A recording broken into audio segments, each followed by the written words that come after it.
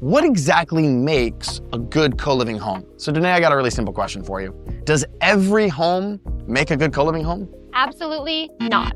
One thing working with Sam you'll hear is that you need to go through hundreds or thousands of homes before you find the perfect co-living home. So that's what we're in this for. We want the perfect co-living home. So what does the perfect co-living home mean? It's one that flows really well, one that has common spaces. If you didn't, you got to watch our video up here on common spaces and how important that is in a co-living home. You want to make sure that it fits the neighborhood. And I know, Danae, one of the biggest things we look for when we say fit the neighborhood is, does it have an HOA? If it does not, it's good. If it has an HOA, it's a no-go. Stay away. You don't want a home with an HOA. They have too much power. You want to have a little bit more freedom in how you can operate. But one of the big things that we look for in addition to, does it fit the neighborhood? You know, when I drive into a neighborhood and it's like super clean and everybody's got their grass perfectly done and everybody's got their perfect white picket fence, you kind of want to run away from that, right, Danae?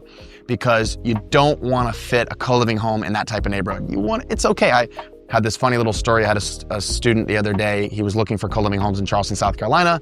And as he was driving into this neighborhood, somebody had a goat in their front yard. I think you saw this on the Facebook page. And he was like, oh, there's a goat in the front yard. Perfect for co-living. Because you want that neighborhood it's gonna be okay if there's a car in the street. That's when you know they don't have an HOA. That's also when you know they don't have an HOA. You don't even have to check this. Yeah, it's exactly right.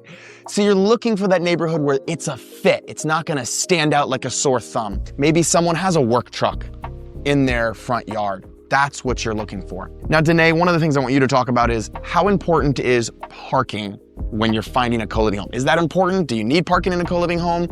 And just tell us a little bit about that. Parking is important, but it's also going to depend on location. If you're close to public transportation, like a bus stop, you can afford to have a few less parking spots. If you're further away from public transportation, we like to provide more parking. Oftentimes that's done by expanding the driveway and also checking out street parking. We have multiple homes like this home that's in a cul-de-sac, so there's plenty of street parking opportunities. This home that we're sitting in right now will show you we added an extra bit of parking so there's enough parking, even though there is street parking as well. The rule that we always go by is if you have 9 people in a home, you need to have 6 parking spots. So 2/3 the number of people in the home to parking spots. And maybe that would be skewed a little bit if you're right next to a light rail or a train or a bus stop. But that's kind of the rule of thumb. And that doesn't mean you need to have 6 parking spots in there, but you need to be able to have the ability to park 6 cars. And some people say, well, like, why isn't it 100%? Well, it's not 100% because you might have a vacancy. Someone's gonna be working second shift while a bunch of other people might be working first shift. Someone's gonna be over at their girlfriend. Someone's gonna be at their grandma's. Someone's gonna be traveling that week. And so there's always a fluidity to a co-living home. And I can't tell you how many co-living homes I've driven by at 8 o'clock at night when I feel like everybody should be home sleeping or getting ready for bed and there's 2 cars, but there's 10 people living in the home. So you just don't have that need for everybody to have that parking spot, but a good ratio is really important. So Danae, tell us a little bit about, if I find a 1,600 square foot home, is that big enough? Tell us a little bit about the size of a co-living home and how important that is to finding the perfect co-living home. Keep in mind how many bedrooms you want to be able to comfortably fit inside a home and what works for your numbers with our co-living calculator. That's right.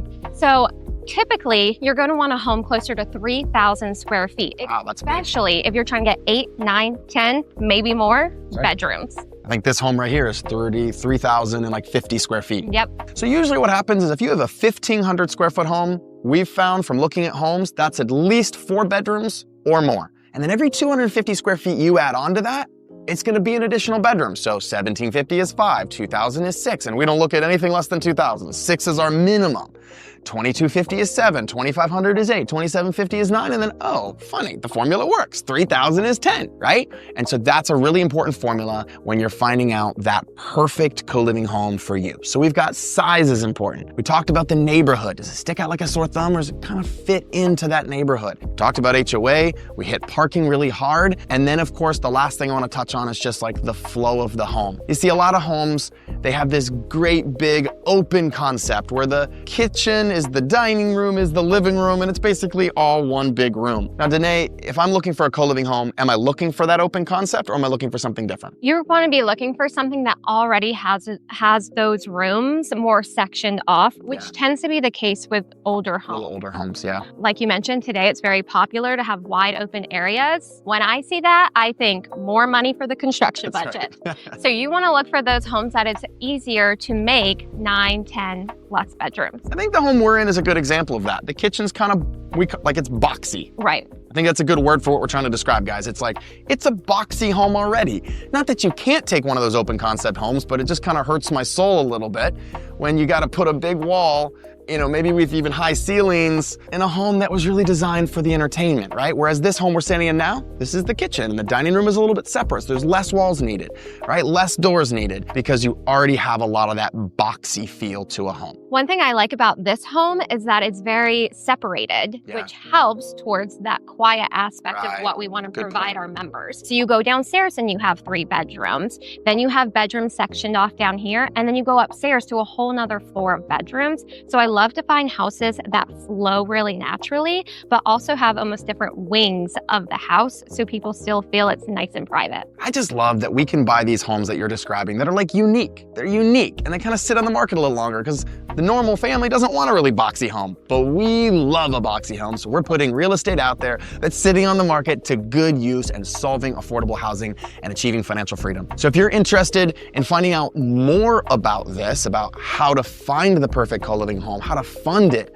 how to design it, how to actually fill it with great members, and then how to manage it, people can join our next 5-day co-living challenge that's completely free, and find more information at www.scaleyourrealestate.com. So click on the link below and we'll see you on one of our live challenges really soon. We hope you enjoyed this video. Share it, like it, subscribe for a bunch more videos like this on co-living. See you guys soon.